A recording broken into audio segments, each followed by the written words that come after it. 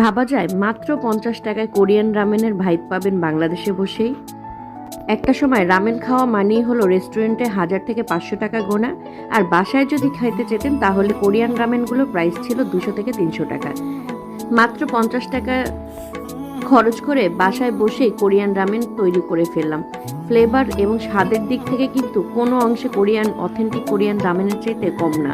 আমি এখানে নিয়েছিলাম মিস্টার নুডলসের কার্বোনারা ফ্লেভারের রামেনটা, যেটার ঝালটা একটু কম। আমার কাছে অত বেশি ঝাল ভালো লাগে না, ভালো লাগলেও খেতে পারি না, পেটে সমস্যা হয়, তাই একটু স্পাইসি কম। এটা আসলে 2টা প্যাকেট ছিল, এটার ভিতরে একটা চিজ পাউডার ছিল আর একটা সস ছিল।